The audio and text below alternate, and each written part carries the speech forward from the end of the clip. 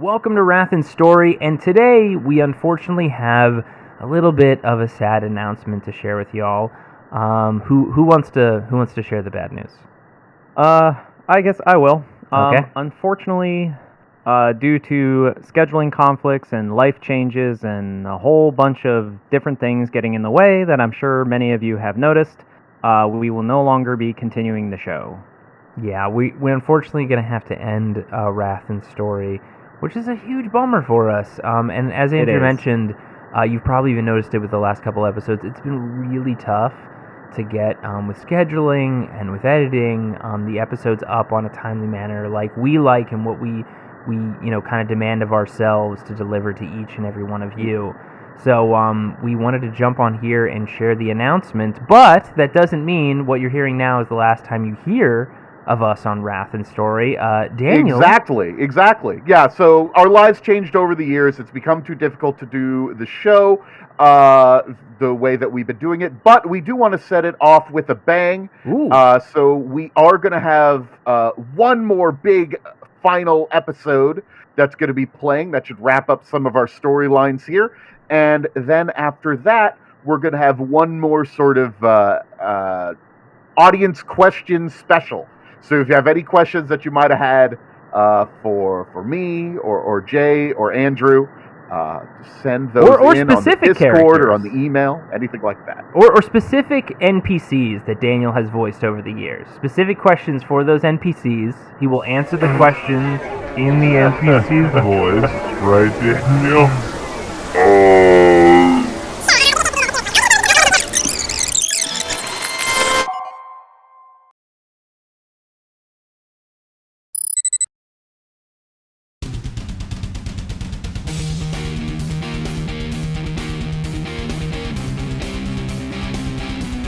Hi everybody, I'm Rogue Remembrancer Russell, and with me today are Daniel Fernandez, Jay Jones, Andrew Dickinger, and Mike Christensen, formerly of Partial Arts Wrath and Story. As we all remember, COVID brought issues that shut Friday Night Quests down, but Wrath and Story kept on until the flexible demeanor was repossessed by the Emperor's personal command, making new episodes impossible. We'll go with the Inquisition's report. Yes. First things first, thanks to all of you, both for being here and for still being around on the Discord all these years later. The Discord is stayed up, so I've left a link in the show notes for the release, and it's been neat to see new people pop in from here and there. Yeah, it's been super cool. I'm a perpetual lurker in this Discord channel. It's nice to know that some people still like the show, I guess. Huzzah. Yes, sir.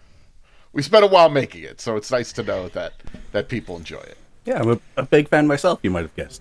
Yeah. You don't say. So, what brings us all here today? We're doing a wrap-up interview, kind of a funny story there. You guys never got around to releasing that in the feed after your show closer announcement, so now we're doing it. Oh yeah, we did promise we would do a wrap-up show, and I don't know if we ever... Didn't we do that? Did we never release it? I'm now some proof here. I don't know about that. This could be accurate. Maybe we didn't do a wrap-up. I thought we did. I'm crazy, but that's fine. I could swear we did, but we did one for Dark Heresy for sure.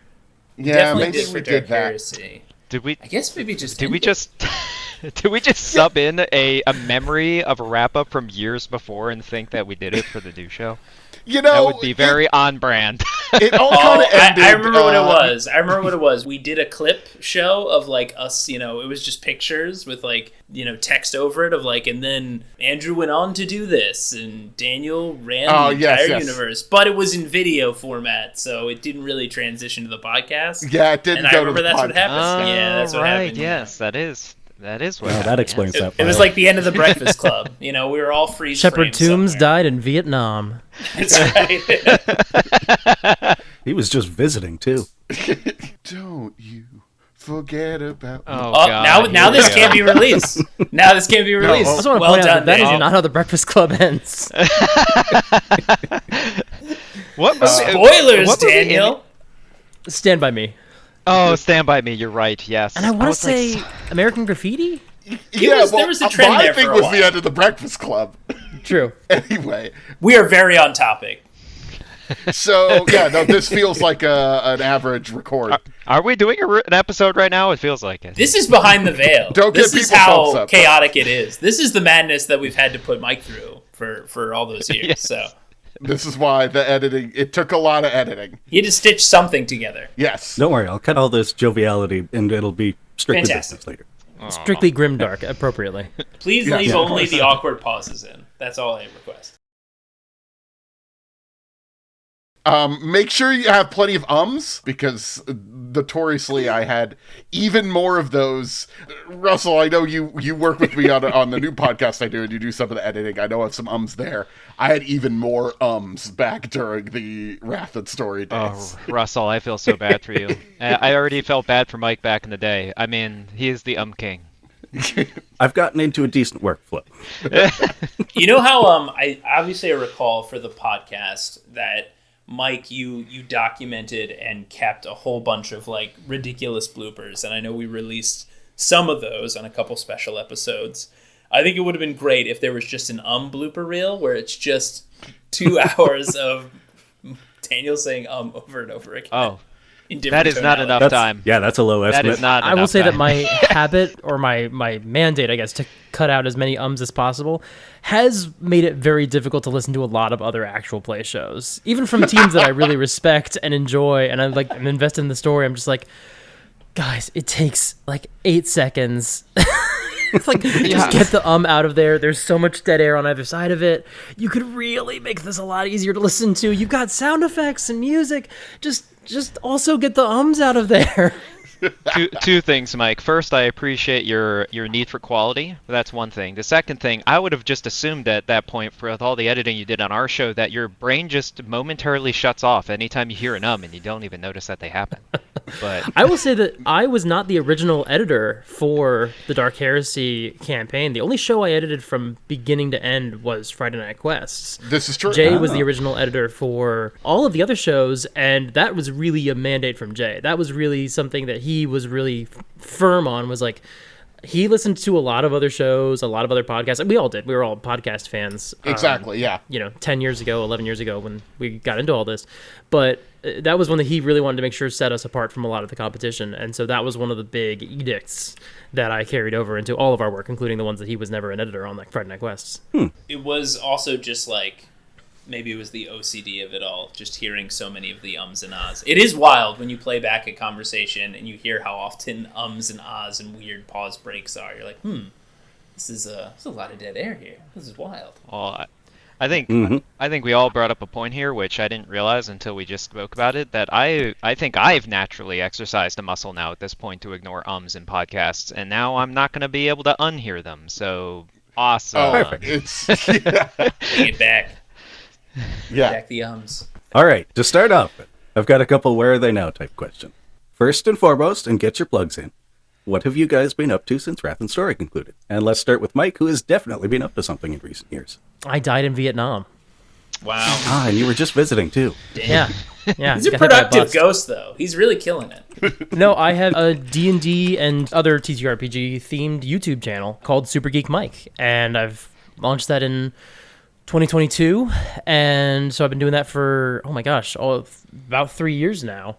And I talk about advice, and especially like I break down episodes of Critical Role and see what we can learn from them. So if people are fans of that show, it's a fun walk down memory lane. If they don't enjoy that show or haven't listened to it, it's a nice way to say, hey, here's the essential bits and the lessons we can learn to make it not seem like the high and mighty up on a pedestal show. Like, they're people playing a game. They're doing some things well and some things not so well. Let's break it down and talk about the lessons from it. So that's the main thing I've got going on. I also have a child who turns, I'm not sure when this video, or this, I'm so used to that, when this audio comes out, but my baby turns 1 year old at the end of March 2025, so.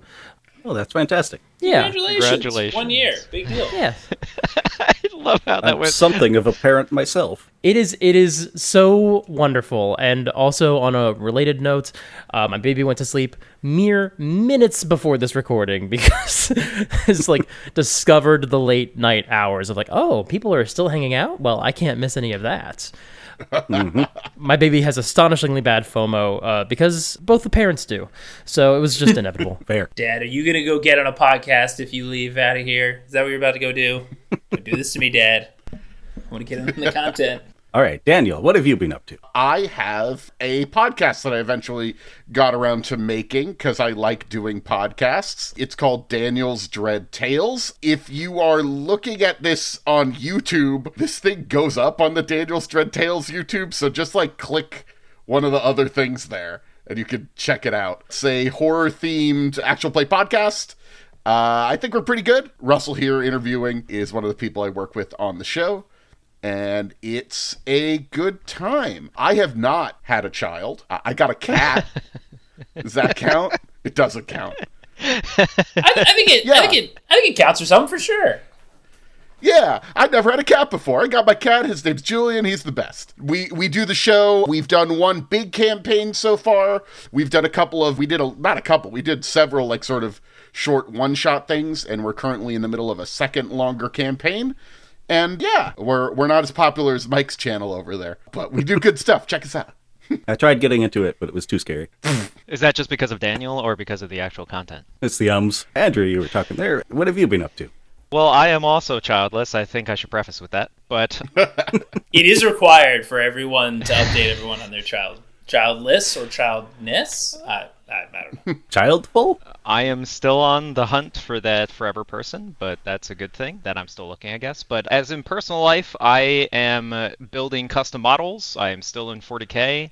I'm trying to turn that into a business. I am also writing a book that started as a D&D campaign idea, and it was probably one of those things that, like, it could happen, but it might never happen, but I've got stories, so I just started writing. Oh, that's awesome. Yeah, hopefully I get that done sometime, not in, George R.R. Martin or Patrick Rothfuss time, but if you're familiar with them. Shots fired. No one's ever heard of those names. I'm unsure who they are, but they know who they are. I'm slapping my wrist where a watch should be. Patrick Rothfuss, you said Doors of Stone this year. What's going on, man? But yeah, that's the vast majority of what's going on with me, of things that are interesting. Back to you. And Jay, have you been up to much? Hey, not very much. As is required, I do have children. I have 2 kids. I think last when we closed out the podcast, I had 1, and I have added a second. So I've got an older daughter and a younger son. But I'm not doing too much. I'm enjoying some great podcasts, playing some games, still playing 40K. With this knucklehead Andrew from time to time. But yes, otherwise, nothing on the horizon in terms of like projects or things that I'm working on actively in either making podcasts or games. I would love to. I'm just deep in the having 2 kids right now, which is absorbing a pretty good amount of time. But, never say never in the future when I have a little bit more time. But right now, just chilling with the family. That's all. A little boring, but it is what it is. Yeah, you're free. It's a lot more fun than people make it out to be. What do your 40K or RPG careers look like these days? Been keeping up with new stuff? And let's go to Daniel. Well, so here's the thing, guys. I never played 40K, and I still don't play 40K. Didn't get into a war game. I was talking to somebody just earlier today, and they asked, hey, what's your favorite Space Marine chapter? And I said, I don't know. I don't have an opinion. So I don't know about 40K, but I played that Rogue Trader RPG. That was pretty good. Oh, right, I got to pick that up. Yeah, it's fun. Yeah. In terms of RPGs, I've got a couple of games going on here and there in my real life. I'm running a D&D game for family, which I don't like D&D, but like my family does, so it's fine. But I'm mostly constantly spending too much money buying new role-playing games, looking at them and saying like, man, this is really cool, I want to run this, and then not running them. There's a lot of cool ones out there. I speculatively will check out some that are out. I'm like, that seems awesome. And then I'm like, I do not have the time to invest in learning this and then organizing a group to play this one time and then never again. See, Oh, yeah. this is why I made a podcast. So, but now I don't forces really have you. time to run them on the podcast. But I lie to myself and I'm like, ooh, I'm going to buy this and I'll play it on my podcast someday. Listen, and then I don't. Daniel, it's not a lie if you keep just promising yourself that you'll do it one day, because then right. eventually it could come true. Well, it's 40K adjacent because you buy the models and you're like, someday I'm going to paint these. Shots fired. Damn. Too real. Jay, how's your stuff looking this day? Words. I'm still playing the 40K, the Warhammer 40K. Very excited. At the time of this recording, I'm unsure when it releases. But in the show, I eventually became an Eldari with a human soul, if all remember in Wrath and Story. And Eldari is still my favorite faction that I play in 40K, and they just got a brand new book that I think most people hate, except for everyone who plays Eldari, which is classic Eldari, which is great. But I'm super stoked. Still loving 40K, finding the time to occasionally get to a couple tournaments a year when I can. I don't really have time to kind of step out and do local RTTs like I used to back in the day, but trying to get to a couple tournaments here and there, it's a good time. Other than that, not any other RPGs other than I mentioned. I'll randomly catch one that comes out. I'm like, oh, that sounds really interesting, and I'll spend a lot of time learning about a game I'll never play. But I like to think about the opportunity of playing those games, and that sounds fun to me. And that's where I'm at. Fantastic. Mike, I'm betting you play some RPGs, right? Less so in the past year. Unfortunately, it's just been so hard to find any time in between. Something taking up your time these days, Mike? In the last year? It does seem like it's been a little bit tough, but I'm really hoping very soon I can get back to some of my games. But I'm at least doing some in-person D&D. I have so many other games that, just like everyone else, so many games that you want to play. Hope that you can find the time. I'm tentatively, maybe next week, gonna play the Avatar: The Last Airbender RPG for the first time. Ooh. So, dipping my toes into other systems. We're talking about maybe doing a Masks RPG, which I really like that system. It's like the teenage superhero RPG with very similar mechanics to Avatar and to things like Now, Mike, I just Monster looked of the this up. Week. Can you confirm this is the M. Night Shyamalan's version of Avatar: Last Airbender, correct? Where you do have Clearly, to roll for 5 people to move 1 rock, right, for combat? I would assume. I don't know what other adaptations there are, live action or otherwise. That's true. Oh, Last Airbender. I thought we were talking about the James Cameron one. Okay. No, thankfully it is it is based on the animes, and I'm hoping to play that next week. We'll see. I would love. There's so many games. They're slowly filling a bin in my garage. I really want to play the Hellboy RPG. I don't know when I'm gonna have time to read any of these books, let alone play them. But hopefully Hellboy soon. RPG. But you could be a fishman, Mike. You gotta play it. You could be a fishman, Yeah. I think. I'm taking a wild shot in the dark. I don't know what comes into play in this RPG, but I assume you could. It's If also you tough can't be a because fishman in that Hellboy RPG, what are we doing? one of the only groups that I'm still that's still mostly able to play, someone else is about to have a baby. So that group is also not going to be the group that I've been talking about doing Masks and Avatar with and stuff. Pretty soon we're going to lose one of those players for a minute. So I don't know when I'm going to get any games going, but hopefully in the next couple of months I want to get some more gaming in. And I also am not a 40K player other than a couple of RPGs that I've played with Daniel pre the podcast. Which is the reason I think the podcast even existed. Really. Yeah, But Daniel, you were like, wait, I've played one of these crazy RPGs. I know a thing or two about the Warhammer 40K. I do want to just say offhand, if people like Mass, if that sounds interesting, you should check out our buddies over at Dice Fiends who they do a bunch of different podcasts, but they do a lot of masks and a lot of masks. It's pretty fun stuff. I had to plug them. We're kind of in a network together. Kind of. Now, okay. How dare you? Now, dare Mike, you play? I have one very important question for you, Mike. And this may gain you fans or lose you fans. But what kind of bender are you going to be? I'm going to end up being the person who runs the game because otherwise it's not going to happen. That's not an answer, Mike. That's not an answer. I think I'm a waterbender. I'm probably a firebender if I'm being honest, but I like to think of myself as more go with the flow than that, which I'm probably not. I mean, technically, he gets to be all the benders, Andrew. So really, he gets to be them all. He is the Avatar. Oh, all right. I'll accept. I guess, is the game master called the Avatar? Probably not. No. All right. Andrew, what's 40K and RPG life look for you these days? Well, as I said in our intros, I still play 40K on the regular because I am currently childless. I have a little bit more time, and last year I managed to actually go to more tournaments than I've ever been to in a year, which was an interesting experience. But yeah, I think mostly I focus on 40K. I play occasionally, but I'm mostly focusing on building custom models. And RPG-wise, I haven't played an RPG in a while. I definitely want to get back into a group, but I don't know how to, what's the best way to say this? It's hard to find enough time, even without children, with career stuff and other things, to then go out and meet people for a group. So I'm going to try and work on that. Yeah, I will admit, even before the baby, I was flaking on a lot of groups.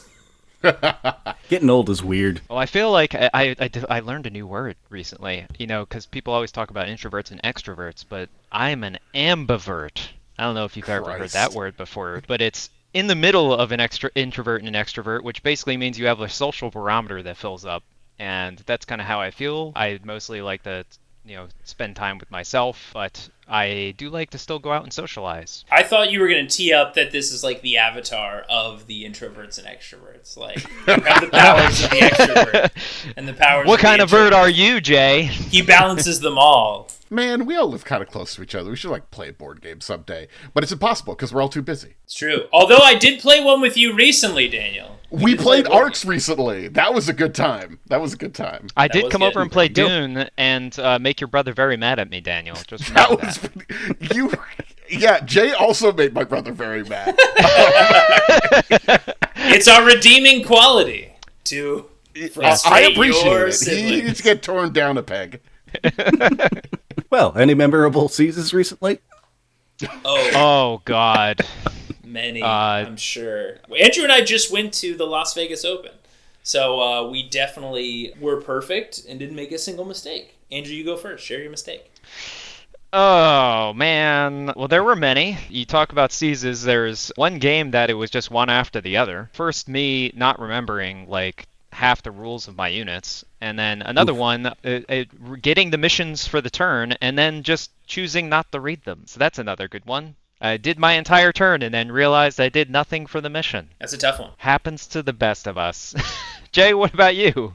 I'll be overarching on mine, but basically at this tournament, I took an army that has two big things in it, two big monster-esque things in it. One is called a Wraith Knight, which is a giant Mecha Gundam style thing for Eldari, and then I took the Avatar, which I do recall, I believe, Daniel, keep me honest, was at the finale of Wrath and Story, correct? I think an Avatar showed up. Yep.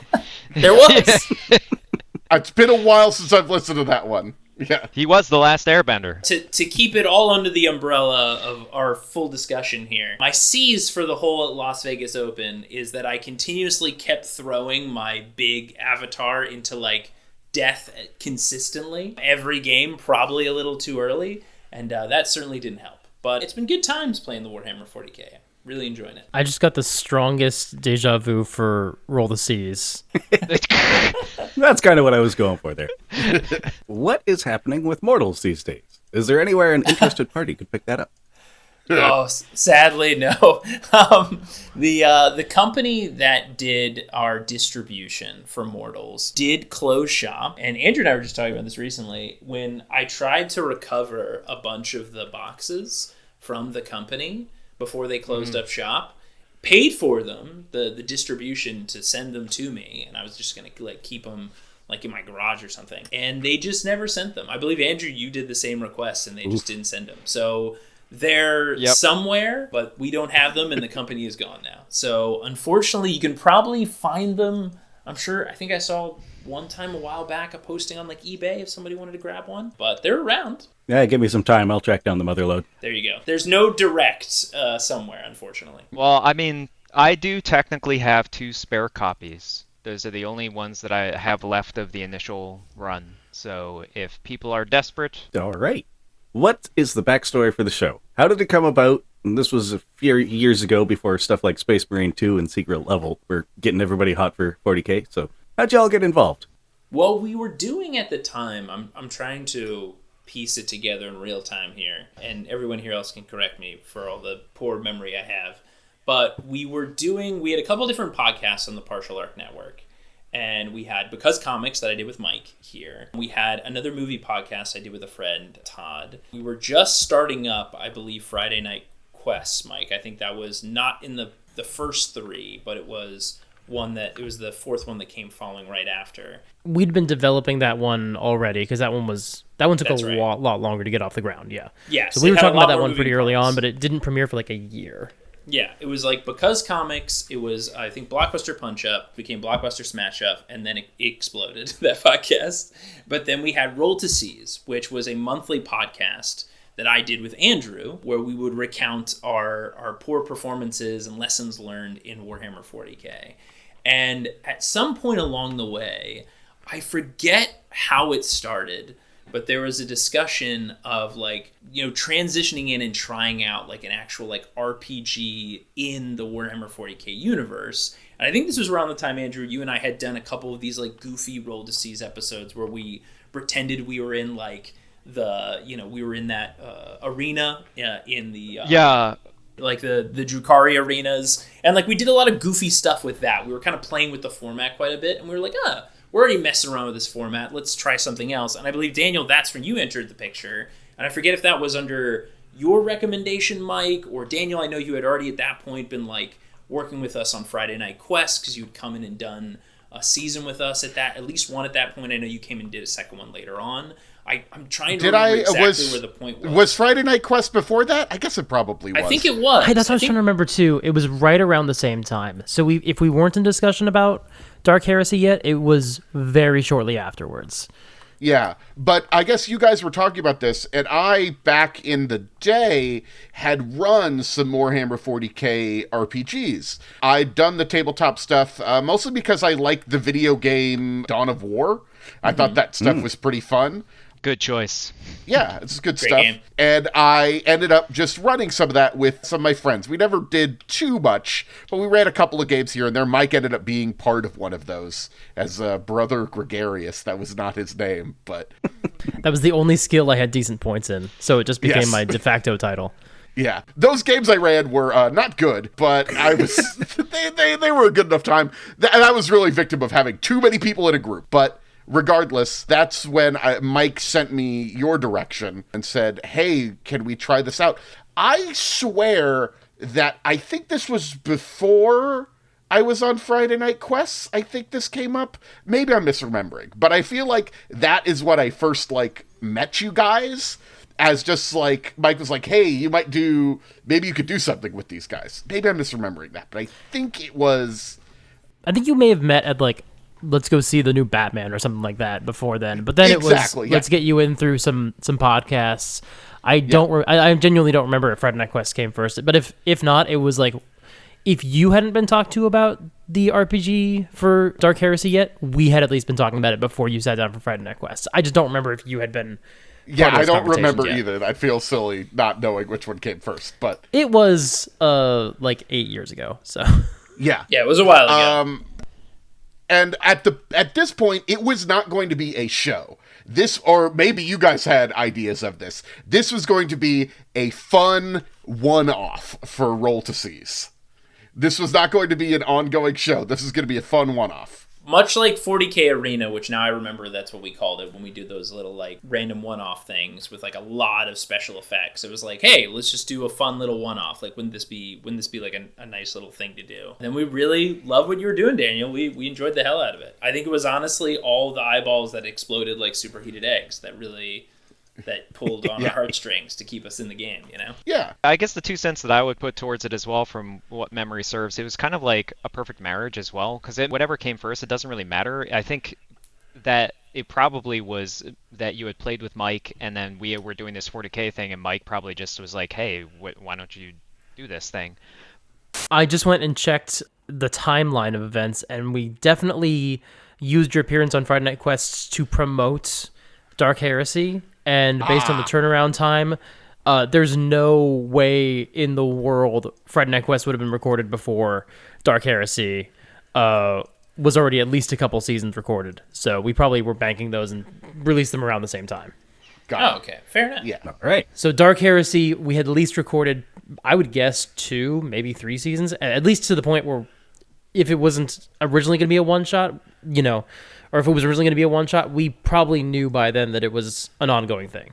The reason I say it was kind of like a perfect match is because I think you had some hesitancy coming in because we were big like 40K guys and you were not, other than like the games. But that is actually, for those listening, kind of like a good scenario, or it can be a good scenario when your host has a little more, let's say, non-canon freedom to direct the story as they want versus trying to be like too married to exactly how things appear in canon. And 40K canon is real loose.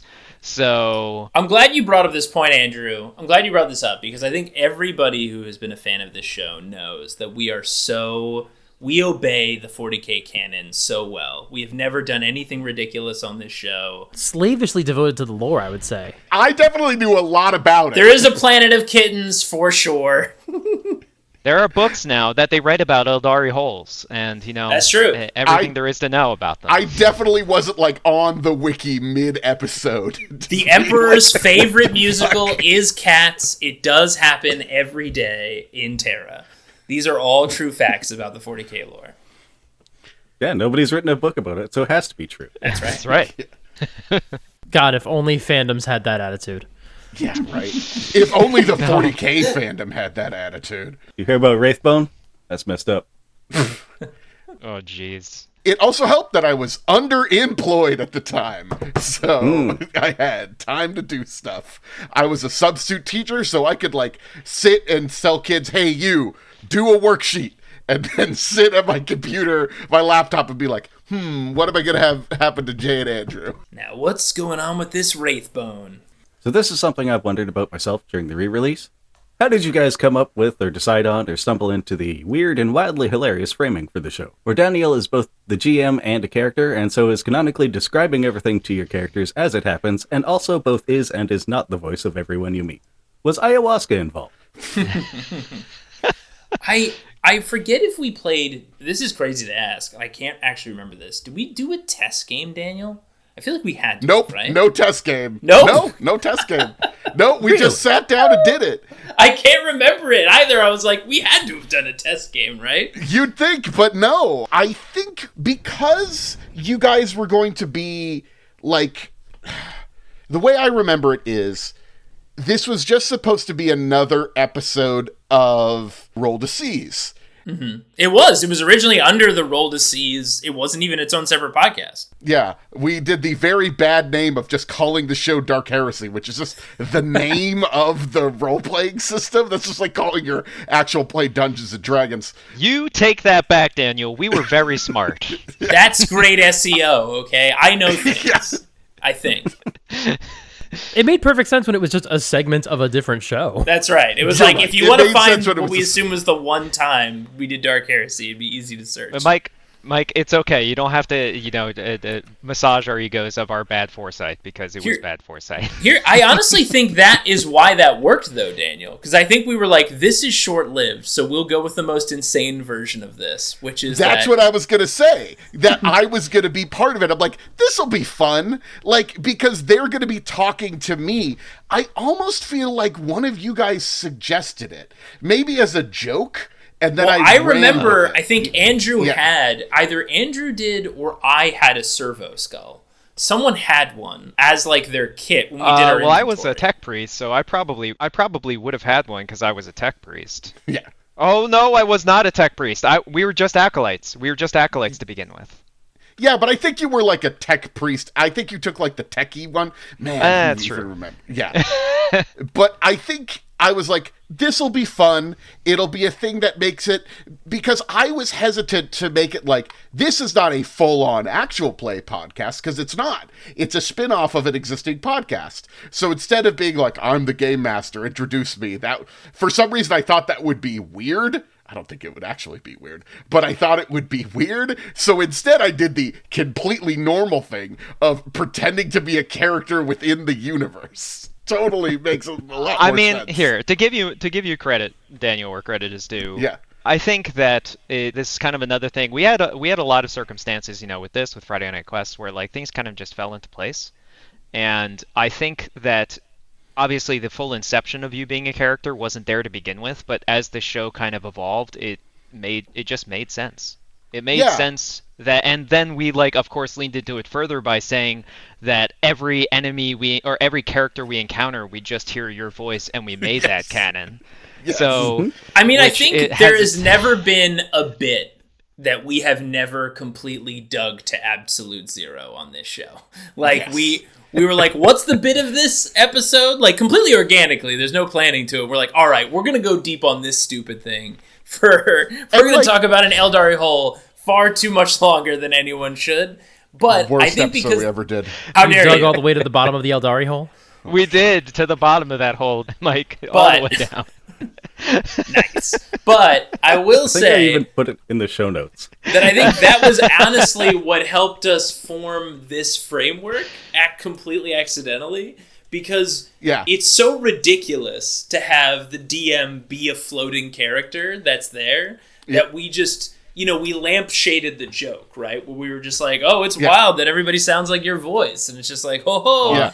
And then that just... And the fire extinguisher bit. That's right. And, at first, I wasn't really a character. It was just, this was sort of the narrative conceit. I wasn't really a character. And then as time went on, I started developing a little bit of it. I remember one of, our first one that was, a longer one, where we went to the mining planet. I remember, we fell off a bridge at some... And, we sat there for a moment, and we were like... Yep. How do we do this with the Daniel character? Yeah. How do we make this work in this insane way that we've set up this show? That was the first time when we were like, oh man, we got to figure this fucking shit out. I remember that we had a moment where we paused and we're like, because how are we going to do this? I guess the thing could the recording could interrupt partway through or something.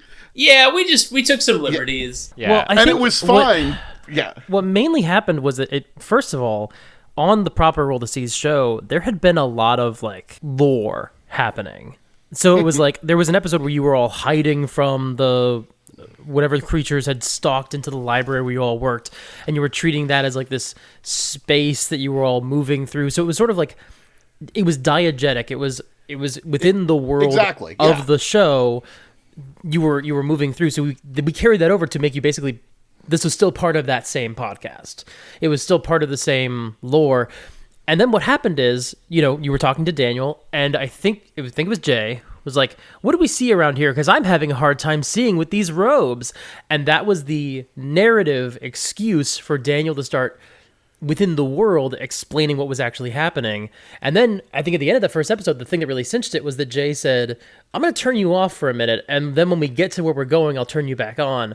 And suddenly that was it. Suddenly the podcast is a found footage show. Yeah, basically. That's true. I'm glad you brought that up, Mike, because I think when that happened, we had all kind of sat there and thought, has anyone done this before?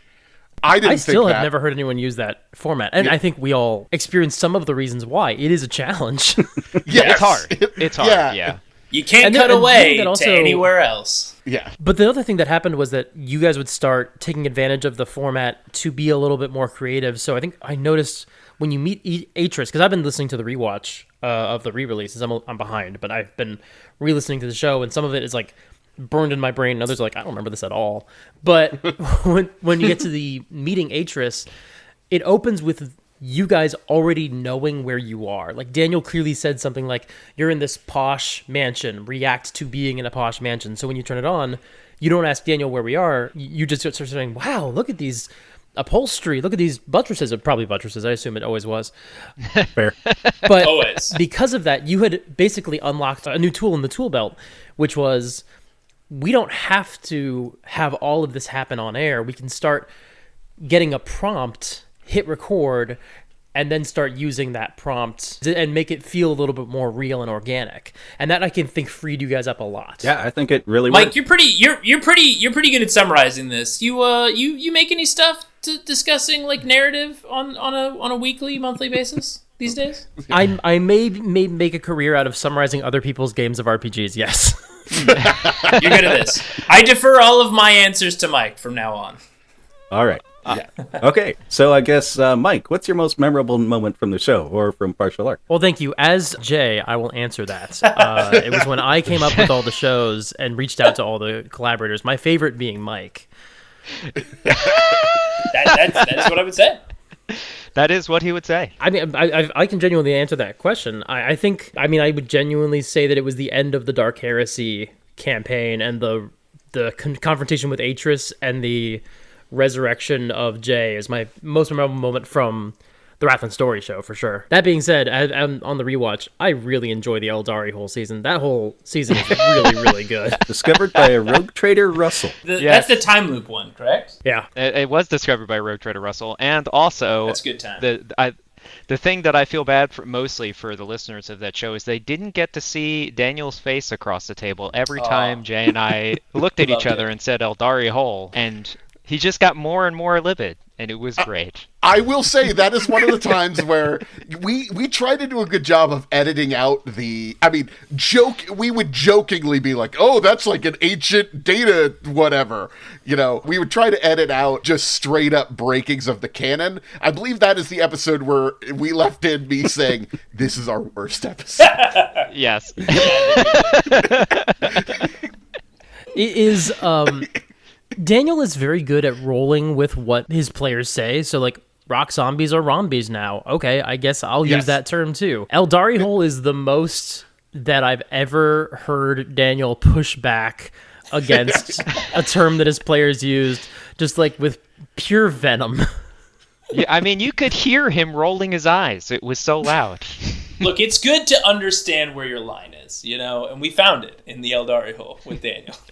Yeah, if we're asking other people, like, what is a memorable thing, I've had there's a couple of memorable ones, but the thing for me, the thing where I felt that I was like, oh, this is the fucking show we're doing, was when we had a whole episode dedicated to interviewing people, like just doing job interviews, and we didn't roll any dice, and we just did dumb character bits for the whole time. Just bits, the entire scoops! And I was like, yeah, scoops! And that was like, oh, this, we can free ourselves of the 3 encounters, fight a guy, some things that connect them. Like, that very first episode we did, it's like, you get into a bar fight, you fight a mutant zombie, you fight some guys in a church, but you guys ran away from some guys in a church. But, like, and I was like, this is just pretty much it. And then that one I was like, not that we hadn't done more elaborate stuff. I think the mining planet one had happened before that. Mm-hmm. But that one was really where I was like, nah, we could just go, let's just be silly. And not that it was like silly, it was silly. But just the idea that this show can be there was a character called Scoops. There was a character called die for Scoops. That was also back when all of the secondary characters were not named after Patreon people because we didn't have a Patreon yet, but they were just named after other podcasters. So, like, Scoops is... You guys love Scoops. He's based on Patrick Klepek, who had the nickname Scoops because he was the news guy for the video game website Giant Bomb. Like, also, it's just... So many named characters after Persona games. For 100%. There was that whole planet that was full of Persona characters. Monkey Island. There was some Monkey Island shit in there. I fucking had the McElroys one season. Like, that's some... I remember that one, Like, that's a thing that people won't notice. Fucking dumbass.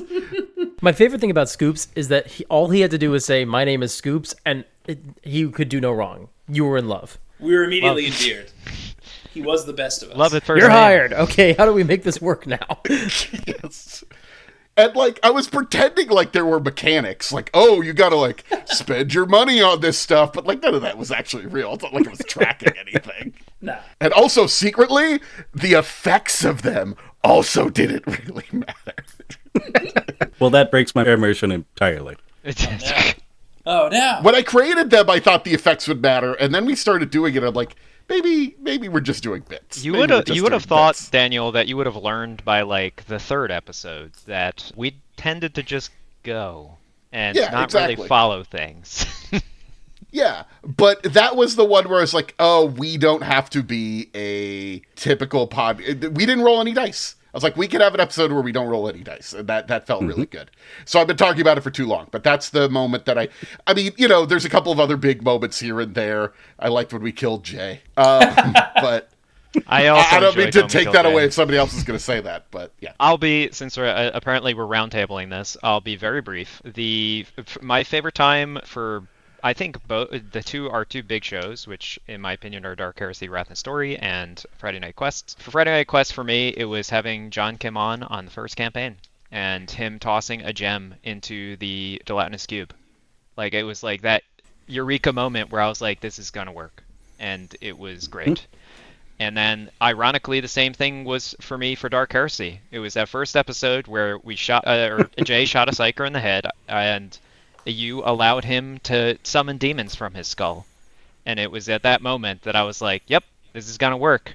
And, I mean, the rest is history. That's where we immediately just noped at it. Yeah, I do maintain that is also when that show became the show. Yes. Where we immediately ended the first episode not as heroes, but just running away from the problem as the whole planet was probably destroyed. Which was the proper response in Dark Heresy. I don't know if anybody's played that game, but you die at the littlest thing in that game. It is very unforgiving.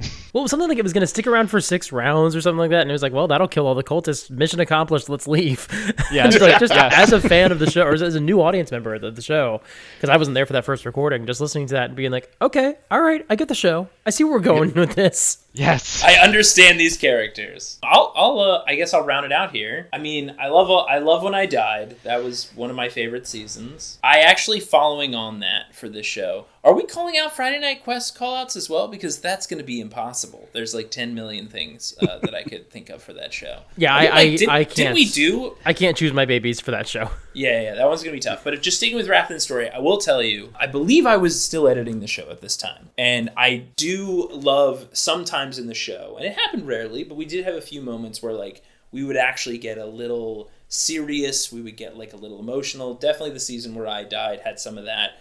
Definitely some of Andrew's melancholy era after that, when he had to deal with an annoying child for a little while. But I will say probably one of my favorite things, and it was so mean to do, was the episode immediately following after I died, was to open the episode with me back on, pretending to be me, like everything's fine. Because I think at that time, I remember I would start the episodes like, hey, welcome to an episode of Dark Heresy. I'm Jay Jones, and here's Andrew, and here's Daniel. And we would kick off each episode that way. And I remember we distinctly recorded that, and then as it starts, it just abruptly stops, and then you hear a tape recorder sound, and then it's Andrew just replaying an intro to an episode because I'm dead. And I was like, this is going to be absolutely brutal and mean, and I want to do this as a start. That was by far the angriest messages we have ever gotten from the community. We got a lot of responses from that start. And I mean, it was the response we were trying to do. Was very clearly that I'm dead. That was my first episode of the show, so I was just confused. Oh. I can't believe that was your first episode of the show. I can't believe that. What a place to start. Jeez. Who's this Jay character? Yeah, whatever. Anyways, this kid is annoying as hell. I guess I'm hell. supposed to be sad. People like this show? This kid sucks. But yeah, it's tough to pick, but that was one of my favorite, just absolutely overly mean part of the show. I am disappointed in myself because I should have mentioned one of my favorite moments in the show was Blood Rain and how metal that episode was, and that was also... I was very surprised nobody mentioned that. That might have been one of my favorite, like, just adventures, because that was both... That was Scoops, that was the boat, like, vessel adventure. I believe that was also the Kitten Planet, correct me if I'm wrong, Daniel. Yep. And yeah, I think so. And it ended with like the metal battle on top of a mountain with like blood rain. It kind of was like the whole show in a single adventure. Hey, edit that in later to the. I know we're not quite back yet, but edit that. Including Daniel saying, "Hey, edit that in. Leave that in too." Yeah, leave that part in, and this part, us explaining to just a circuitous loop over and over again. Yeah. So moving on. For Daniel, how much prep did you do for an episode? And for Mike, any particular challenges when you were editing? I guess we could also extend that to Jay, because Jay did a lot of editing as well. But in terms of prep, early on, I did a lot more prep. I was like, I got to figure out all the monster stats. I got to do all this stuff. Some of the stuff was inspired by like published adventures. I was like, I'm going to take this out of this one and like do this. Near the end, instead of being like, okay, they're going to do this, and then they're going to do this, and then they're going to do this. It would just be like, here's some like vague plot things that I would like to happen. Let's see how they get there. Nice. I would usually write up like a description of the world that they were going to be going to and say like, what is everybody doing?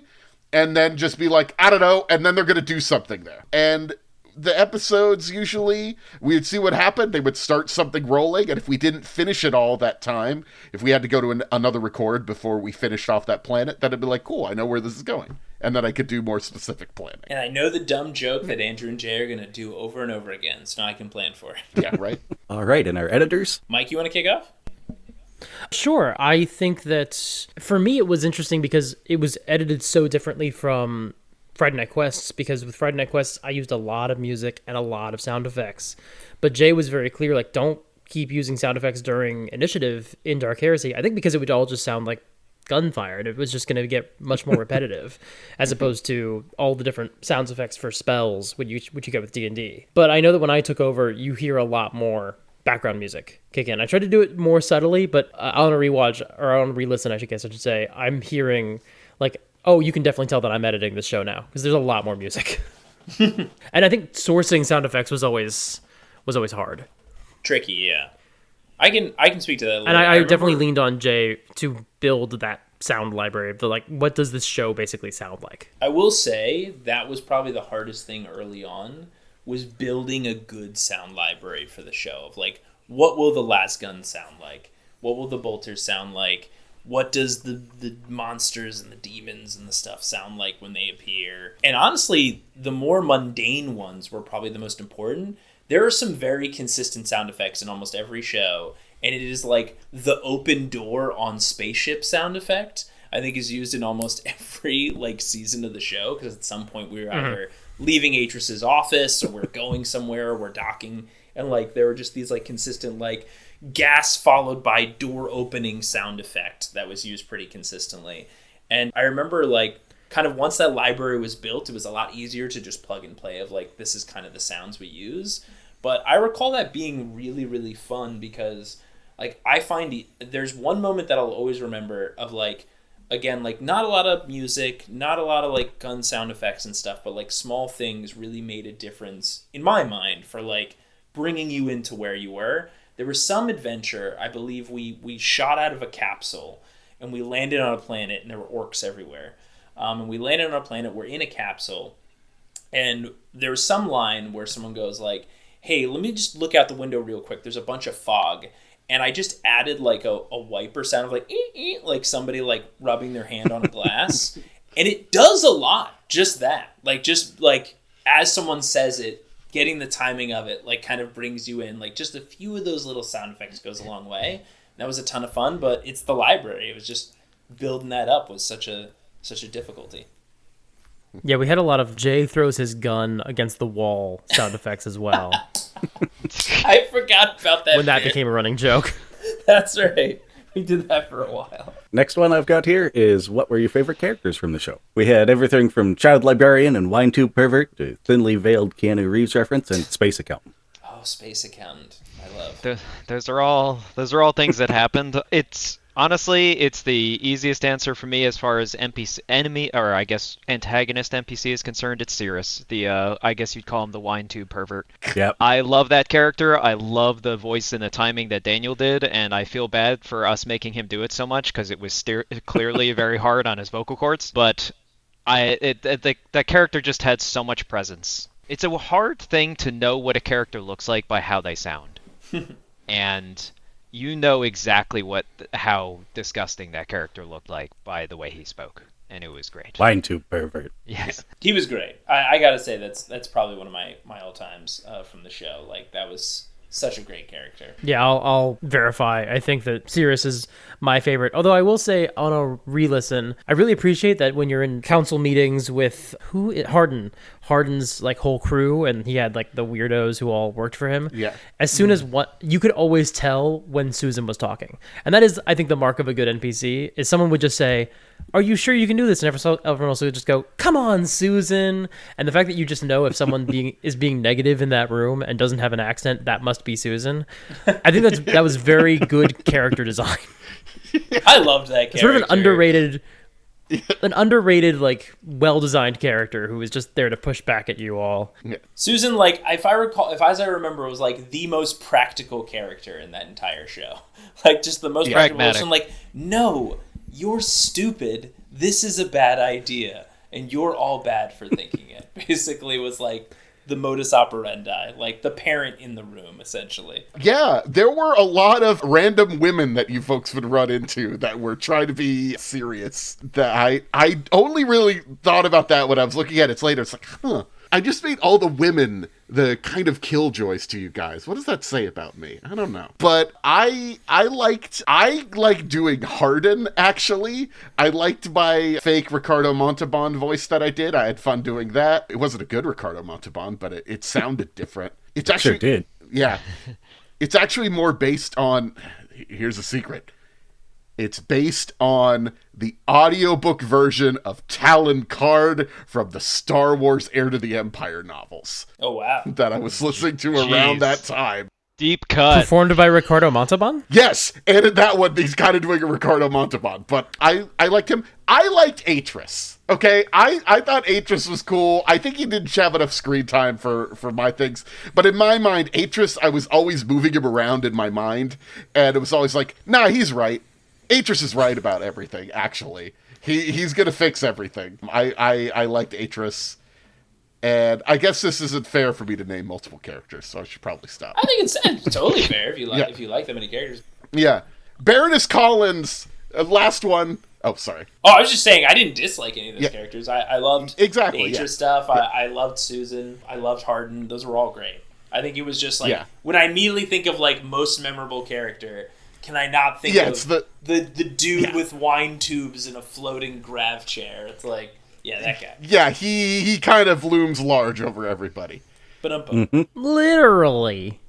The only other one I wanted to say was I liked Baroness Collins because you guys liked her enough that you wouldn't let me do what I was planning to do with her. I don't know if you remember this, but like at the end of that episode, I was going for it's 40K. Let's do the 40K thing. I've given you this character who is like really like is probably right about stuff, but got imprisoned because of that. And they're coming back and they're like really cynical. And then she's starting to get a little bit of hope. And at the very end, you're ordered to kill her. And I was like, that's 40K, baby. That's 40K. Let's do it. And you guys, I think we actually stopped the record for a moment. And you guys were like, no, we're not going to kill her. Let's figure out a way that like we pretend to kill her or something. I think that's true. And then that later on. She did come back later, right? Like we faked the kill. You faked the kill. You used her to like get Atris to sneak into Atris' stronghold because she had been there once before. That's right. Like she ended up being not a major character, but she showed up again. Toombs helped her with like an assassination thing like way later on. But I just remember that was the first time you guys really pushed back on a plot beat that I was thinking about. I don't know if it's because you liked the character or you just like didn't want to be bad guys, but I just remember thinking that was like. I thought that was. I think. I don't remember why. I mean, it probably was like a pushback of being like, "Wow, this feels really dark." Like, I think we are incompetent. Where our evil in the show is incompetence. I don't know if the evil is like intentionality from those characters, and I think that was like probably the dissonance of like these characters are a little too aware to be this actively bad. You know what I mean? Versus they are just incompetently bad. And that was our third arc. Like, we didn't really know... Like, we sort of knew the characters, and we didn't super know the characters yet. Well, so I thought maybe that could go. And I think that sort of was establishing character moment sort of for you guys a little bit. I think you made a good point there, which is that's kind of one of the beauties of a show like this when you don't pre-plan everything, is you end up discovering more about who the people you're playing are, kind of as they're going. And I agree. Like, I don't think we were ever intentionally... 40K is a dark place. And it doesn't need our help to be more dark. And I think our levity as characters, and we brought serious, it wasn't always silly, as we pointed out, but yeah, I think that was just a moment where, like, we kind of had a sit down outside the recording and we're like, would our characters actually do this?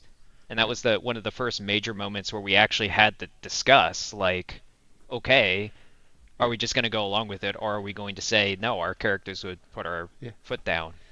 And I think it definitely inspired it changed the way that the show was going to go, at least in terms of the things I was writing. I was like, well, maybe we don't need to end an adventure with you being told that you need to murder an innocent person. All right, you guys get to the planet with all the kittens and the colorful birds. Yeah, right. You've earned it. I'm surprised nobody mentioned that episode. I don't know if colorful birds would be a reward for Jay. Definitely not for me. I will say, and I know it's no one's favorite, but I loved playing Shepard Toombs, the consulting assassin. That's one of my favorite dumb characters that I got to play on that show. Yeah. Well, that's just because you're an obsessive about Sherlock Holmes and everything of that era, and you were like, I get to play with a character. It has nothing to do with who? You said Sherlock Holmes? I've never heard of that character before. I don't know why you would compare the two. But Jay's favorite characters to play are idiot savants, precocious children, and Sherlock Holmeses. And he got to play all three on Wrath and Story and allow them to be distinct different characters from each other. Yeah. And that was fun. And Andrew played a lot of different characters across the Kevin Kevinson appearances. Oh, yeah. Yeah, I will say that I am not proud of my terrible Keanu Reeves reference that you mentioned earlier, which was pretty awful, but I did enjoy playing Balthus a lot. I think you really love that. Just having... I am a chaotic neutral kind of person. That's the characters that I play, and playing someone that could be good or evil is my wheelhouse. And he definitely rides that line, that razor's edge of gray. Man, I'm trying to recall, was that adventure, like, listenable to? Like, host, please. Absolutely. Like, with me playing Kevin Kevinson, Andrew playing Balthazar, just... two people just going to 11 on the dial of character voices for an entire adventure. Yeah. Big fan of the Balthus voice. Oh, boy. Divining. Yep. Yes, Kevin, I was wondering when we were going to do some voices. All right, this was just me. Y'all been checking out the show notes on the re-release? I had the audio, but the show notes were gone for good. The ones I've looked at seem good. I've been skimming. Good. I haven't looked at all the show notes that much, but I've been checking them out. I've listened to a All couple. right, good stuff. But You can tell that you have listened to the episodes, which I appreciated. Except for the ones where I specifically said I didn't. Yes. Well, I didn't read those, so they don't count. Yeah. I think they've been fine. I think that there's also, the inherent difficulty of trying to write show notes for our show, so good luck. Appreciate that. It's fun. Anyway, you guys played Dark Heresy 2nd Edition, Deathwatch, and Wrath and Story over the course of the show. Can you speak to a strength and weakness of those systems? We played Dark Heresy 1st Edition. 1st Edition? We played 1st Edition Dark Heresy. Well, stand corrected. He got you, man. Jim on the Discord also asked what your favorite parts of each were. Superheated eggs. I'll start this one. Oh, yes, superheated eggs. Yes. As Jay pointed out, one of the strengths I think we can mutually agree on is the critical wound effects were pretty awesome of Dark Heresy. I think that my favorite aspect of it was its strength and weakness, which is unlike any other RPG, or at least the majority of RPGs that I've played, that eventually your characters basically become demigods. I mean, D&D is probably the most egregious of this. Mm-hmm. Once you create a character in Dark Heresy, that's kind of who you are. You don't really get more tough or more hit points or like armor that can really save you from a space marine if you're just a person. And that's kind of a beautiful thing and a terrifying thing. That was the thing that I was fearing going into the show when Daniel was first running it, was just like, how do our characters evolve if they don't evolve? If that makes sense.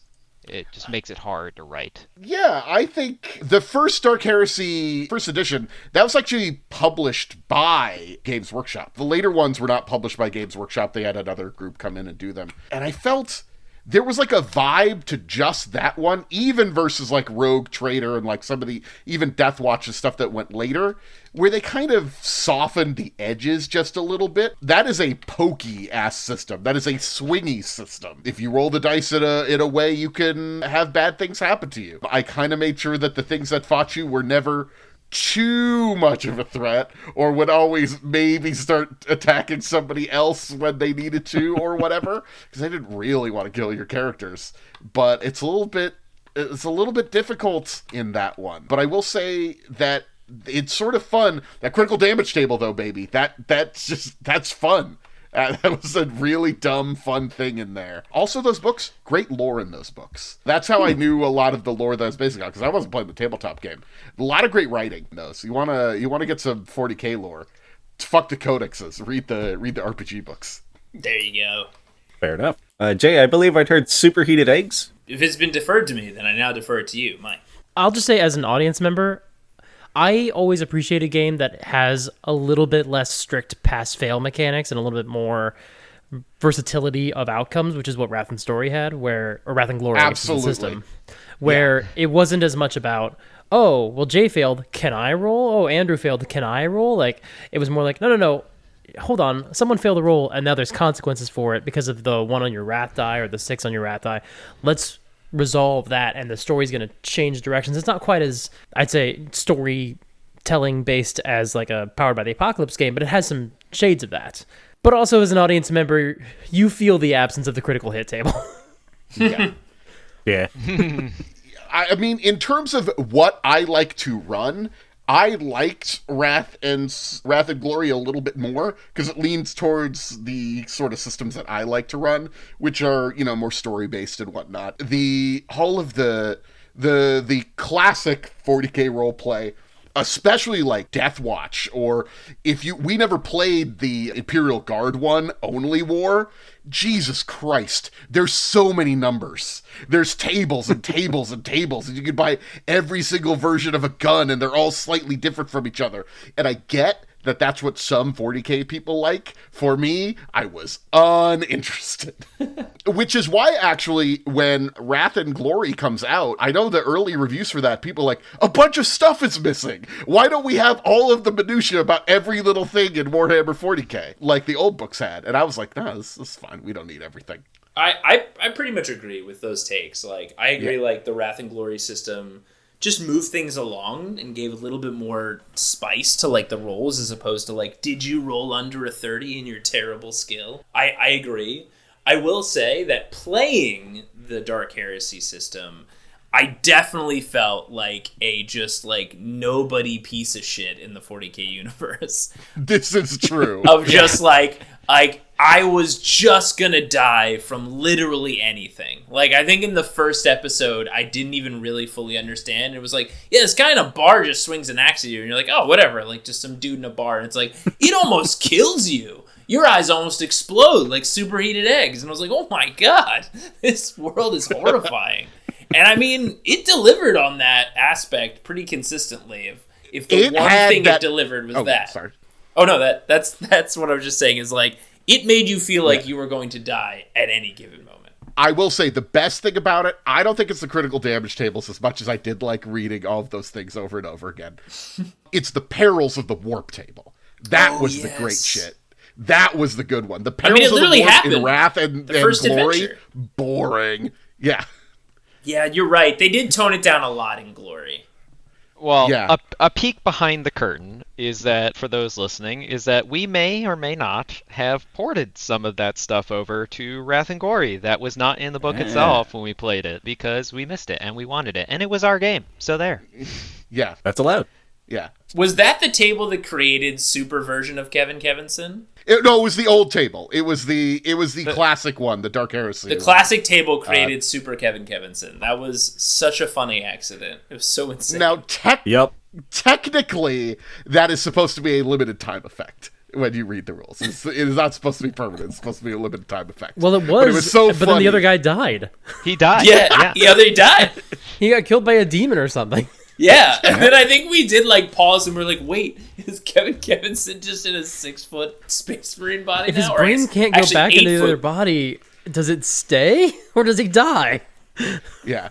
That's role-playing games right there, baby. That's, you can't plan that shit to happen. Nobody was intending Kevin Kevinson to become a space marine. Nobody would have envisioned that happening. There were like 2 episodes in the arc after that. It was like, who cares? Kevin's a space marine now. Yeah. That's right. All right. Would you guys like to know your ratio of 1s, 6s, and mids on Wrath Dice? Oh, I would love to. Yes. Absolutely. All right. I'll take a note of that. Oh. Do you not have that? What? I was 42 episodes into the re-release before I thought of maybe writing that down. Wow. Okay. I was a hell of like, a dang, bait. he's got the data. I'm so excited. And you're like, no, next time. I'll see what I can do. Well, I mean, I appreciate the effort, but I can just say that there's definitely like all things dice rolling. My guess is the mid rolls is like 2% because they were either 1s or 6s. There was no in between. It felt like that, for sure. That's all the questions I thought of. We've got some from the Discord. I will also say the nice thing about coming back and doing this post-mortem is that there's interest in it. Yeah. Yeah. And we're only doing this because people asked, basically. Those fools. Yeah. And It thank is you, nice to know everybody that who is people out like there it. listening. Either you're a new listener and just like, what's going on here? Is the show not happening anymore? Wait, this happened 5 years ago? And for those that have listened and re-listened for a long time, really appreciate it. Yeah. Mm-hmm. And those listening in the future, we're sorry. We did our best. Yeah. All right, Discord questions. Nick from Houston, I believe is how it was pronounced on the show, asks how everyone's lives going so far. I think we kind of covered that at the beginning, right? Yeah, we hit that with our things are good. Where we at? We gave our breakfast club, or what was the other one? Mike, you called it out? Stand by me? Breakfast Club. Yes. It's Stand By Me. It was Stand By Me, It was that's never right. Or breakfast. Animal House, I guess. No, that's true. Thank you. The of course the obvious answer, the Animal House answer. Bert Gummer asks, Daniel, how hard was it to work with the wildly unpredictable Wrath Dice? It was fun. I really thought that question was going to be about Andrew and I. Yeah, same. I really thought it was going to be the wildly unpredictable idiot co-hosts you had on this show. No, I got used to you guys. The rat die was a chance to do something interesting. I didn't always know what to do with it, but it always was a thing to push it and do something else. You know what I mean? Yep, the number of times you guys took either glory or ruin was pretty low. Yeah. Boring. RG Bird asked, what's everyone's favorite movies or TV shows? And I'll add on any comics been tickling your fancy recently. I listened to some Because comics. I know. Who wants to go first? The Ryan North's Fantastic Four. Ooh, there we go. Ryan North is currently doing a Fantastic Four run. It's absolutely great. He's a guy who truly gets the Fantastic Four.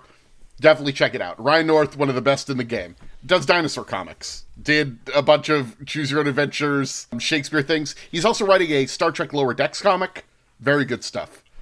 Nice. Nice. That's what I recommend. Oh, I was going to say, for any Because Comics fans, I just still read the Nemesis series every day. It's just the only comic I read. I just read it over and over and over again. You're the worst person. A very deep cut for the Because Comics podcast. But in reality, my actual answer is, what's really funny is I had a bit of a lull for comics for a little while, but very recently, I just went on a splurge of buying a couple hardbacks and omnibuses to kind of re-inject back into some big stories that I think I missed over the last year or so. So I got the Chip Zdarsky Daredevil run omnibus, which is apparently Excellent. very good. Excellent. I have that sitting. I'm looking at all 4 of the books that I just got, so I will literally name all of them off. I got a favorite. I finally got, I believe DC does these things called the absolute version of their big favorite stories that are really nice books. You know, they're pricey, but if you're gonna have one of them of one of your favorite stories, I think it's probably worth it because the extra art and the size. I got that for Batman Court of Owls, which is one of my favorite Batman stories of all time by Scott Snyder, not Zack Snyder, Scott Snyder and Greg Capullo. So that's great. And then 2 that I haven't read yet that I'm very interested that are sitting on my shelf is The Last Ronin, which is the re-teaming of the original Teenage Mutant Ninja Turtle creators came back together and made this kind of dystopian future look of what happens when all the turtles except one, and which turtle was it, survives in like this final run story for the turtles, which I think is interesting. And then I got this one that I just like heard about from Image called Radiant Black. It's like, what if Power Rangers but called Radiant Black, and maybe it's different? I don't know. I was compelled by the art and like the pitch. I believe it's one of the co-creators or creator on the original Invincible series. Not Robert Kirkman, but I believe maybe one of the artists. I don't know if it's Ryan Otley, but either way, very intrigued. These are the 4 books sitting on my shelf. 1 I've certainly read a bajillion times, and 3 I'm very excited to dive into. So that's where I'm at on comics. Yeah, Last Ronin, really good. Haven't read that other one, but Last Ronin is pretty neat. I am hoping that I'm only about a year behind Jay. I'm looking so enviously at all these comics. I'm hearing amazing things about the new, like, I think it's Absolute Superman and Absolute Batman and the sort of like alternate I want to read those so bad. Universe. They look so Absolute Batman is incredible. I know. I want to read those. I'm hearing great things about Hickman's Ultimate Spider-Man, and like I honestly like. I also fell off of comics for like a good long while, so there's a lot of stuff I want to go back to from like Hickman and maybe Snyder and start like dipping my toes into some of those. But I just finding the time to add another hobby right now. It's really about like, how can I monetize this? If I can find a format That's and the time poison. to do it, then I can start reading comics again. But I've got a little bit too much on my plate right now. Hopefully soon. Oh, you can do a podcast. I think about it all the time. I'm just not. I'm not. What if the last podcast. Ronin? What if the last Ronin was a D&D campaign? Go. There you go. There's your miniseries. Exactly. I do have plans to carve out some comics I've read before in this year and sort of use those as an excuse to start getting back into comics again. So we'll see. Myself, I tend to be more on the fringes with regards to stuff. I'm always keeping up with Mike Mignola's work and BPRD and Hellboy and seeing where that's going, because that is my favorite series. But from overseas arc, I'm waiting for the American release of the quote-unquote final chapter of Berserk. Rest in peace. Oh, dang. Yeah, rest in peace, Kentaro Miura. Yes, because that's probably the first, well, it's definitely the first manga I ever read, but it's probably the first? You started manga? out like with stuff. Yeah, it's the first one I ever read, and it's probably my favorite series of any comics or manga. But yeah, I'm waiting for that to hit shores, because I don't think it's been fully released in the U.S. yet. I'll have to keep an eye out for that myself. Oh, I think we were supposed to answer movies and TV shows as well. That was in there somewhere. We'll all be very brief. 3-sentence answer. Favorite TV show? Can't think of one. All right, perfect. Nice. Nailed it. Favorite movies? I would say just like anything from the late 80s, early 90s, like Predator, Terminator 2, Aliens. Like that's all like my wheelhouse. Jay. I'm a longtime fan. Oh, sorry. Jay first. No, Mike. No, I'll just. Hey, as said, Mike gives all of my answers. Okay, so Mike, please, what's my favorite show? Jay's favorite movie is Batman vs Superman: Dawn of Justice. Damn it. It's the power. canon. Why did I You give gave it me to too him? much power. No. Anytime Batman kills people, Jay is very Sorry, excited. it was his No, favorite until please. Suicide Squad came out. His favorite version of Joker. Eject button. No. But Mike, what is your favorite? Let's say recent. Any show or anything recently that's tickled your fancy, Mike. I will give mine. Severance, really enjoying it. It's back. Season 2 is literally airing while we're recording this. So I don't know if it ends on like a thud and a terrible note, but it's been a good ride. Mike, anything you're tickling your fancy right now? The most recent current show I've watched was Succession, so I'm a little behind on current TV. I'm rewatching the first season of Daredevil from 2004 or 2014 or whatever, and that show fucks. And you know what? The original Magic School Bus is very low stimulating and it's good for babies, so that's a good recommendation. Oh, you're in your like. Cocomelon era. Hey, you'll eventually get to Bluey, Mike, and it's good times. Bluey's pretty solid. Yeah. That's what I hear. Yeah. All of the dads I hear talk up Bluey. It's great. Listen, when you've been through all the other stuff, Bluey is like an incredible breath of fresh air. This is So what you I've guys been told. do Blippy? My brother does Blippy with his kids. It's good. That It's explains- solid. Where's Sky? Yeah, let's get into the I deep have seen children Blippi. television lore. Let's get into it now. Everybody's Miss Rachel hot takes. In terms of good shows, don't sleep on The Venture Brothers, one of the greatest television shows ever. But in terms of stuff I've been watching lately, I don't watch a ton of TV. I guess I've just been, I've been watching trashy anime. The Ranma 1/2 remake is on Netflix. Ranma 1/2. That's also a comic that's very good. Ranma 1/2. It's good. It's stupid. It's a sex comedy. Like, it's dumb. But, like, it's a fun time. Martial arts sex comedy nonsense. My partner hates anime. Apparently read the entirety of Ranma back in her home country and loves this one. I didn't know that they liked Ranma. But anyway. Yeah, I would say if you want a really good anime, and I think it won Best of the Year, it's Frieren, Beyond Journey's End. People talk that one up. The best anime, very, very good. The best anime show is Paranoia Agent. Paranoia Agent, really good. Oh wow! Yeah. I mean, any answer to that question is going to be a hot take, regardless. But yeah, very cool. I'm also watching a show called Batman the Animated Series. It's pretty good. I don't know. Heard about that I heard it's got some. Why not Batman animated? I'm also watching a show called X-Men the Animated Series, and Batman the Animated Series is pretty good. You know, I don't know, Mike. I heard that the guy who voices Batman's not great, so or Joker, so I'm gonna steer clear of that one. They're not like iconic or anything. No, not at all. This whole conversation pains me to my soul. All right. He's a Ben Affleck Batman fan. Did we answer the question? Are we done? I hate this. The Jim Jai also asked, any hopes or predictions for the Henry Cavill 40K show? I hope that it's good, and then it has money. Because it's going to need a lot of money to be a 40K show. And have Henry Cavill. I will try to be as positive as I can about this. In this, let's say crazy, that's a good word, crazy day and age of shows and television based off of properties that I love being treated with not the kindest of hands, let's say. I am hopeful that it should be interesting, but I am also worried. But we're getting a 40K television show, so I'm not going to complain. Yeah, I'm in the same boat. I'm actually honestly just excited, like, with whatever they produce. I'll take anything at this point. I mean, the standards of like measurement for like the 40K community of like great cinema is us upholding one episode from Secret Level and the Astartes like 5-minute series. Like, that's what we've got right now. So like, it's a low bar to clear. Like, Cavill does great stuff. Amazon throws unnecessary amounts of money at TV shows from time to time. They have been known to do so. So like, I have confidence that this will be a show. It doesn't have to be a great show. But if it is a show in the 40K universe, I'm going to watch every single episode, probably twice, for sure. Like, I will forgive a lot of its flaws, I'm sure, just because it's 40K. So I'm excited. Bert Gummer asks, starting again, would you choose the same classes? Yes. Absolutely.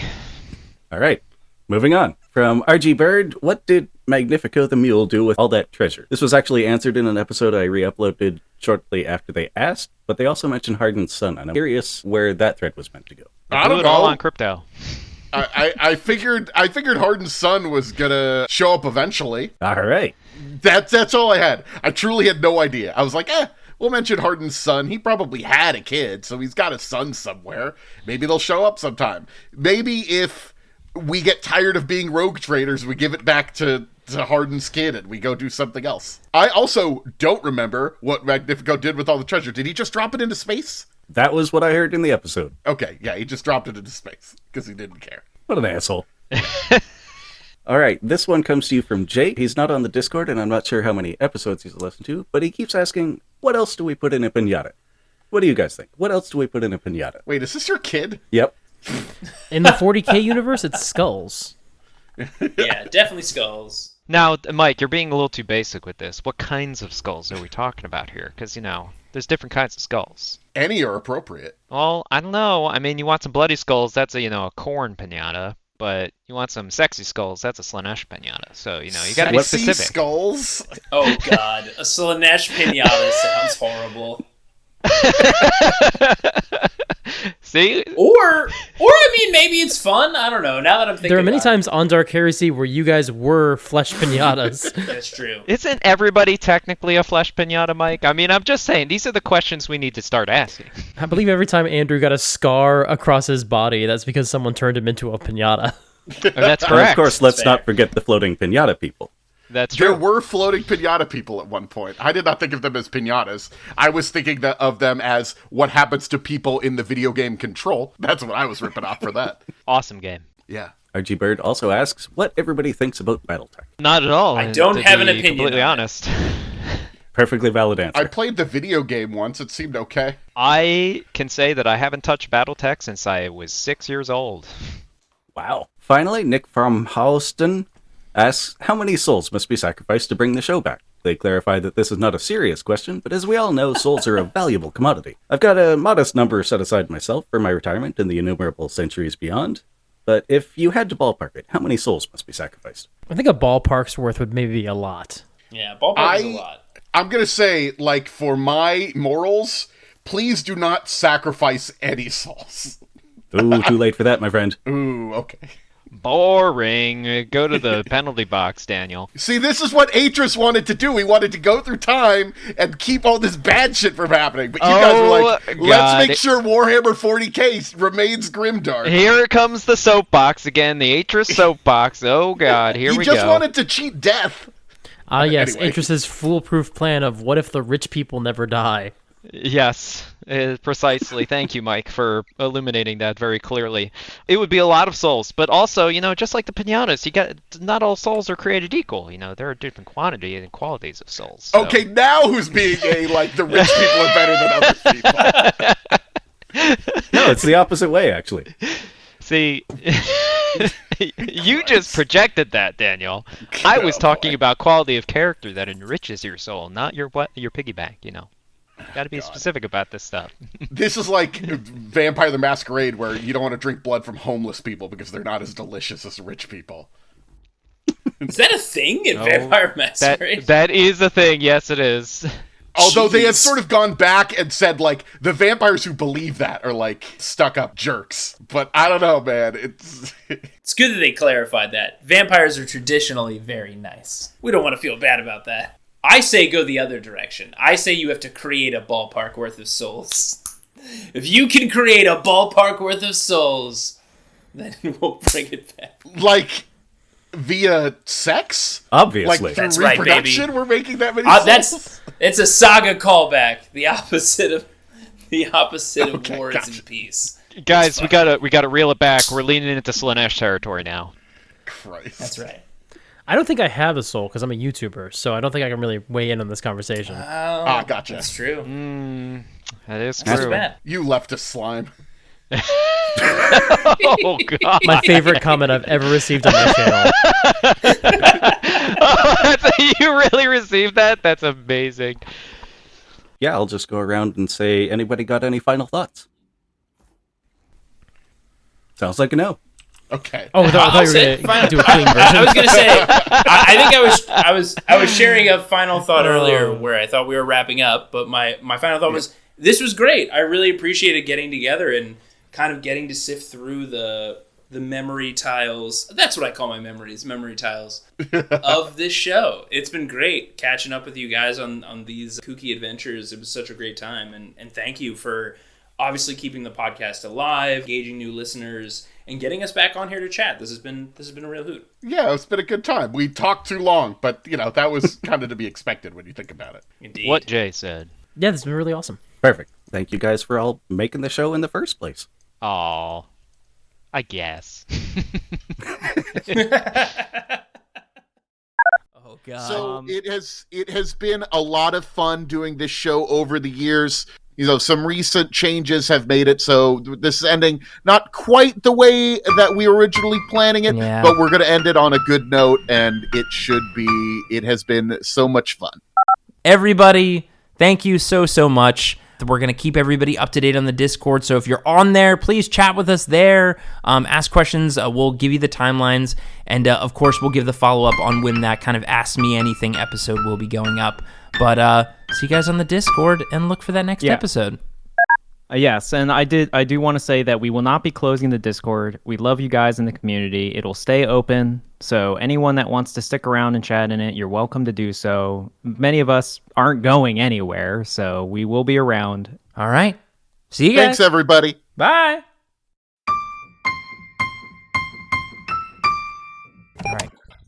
See you, buddy.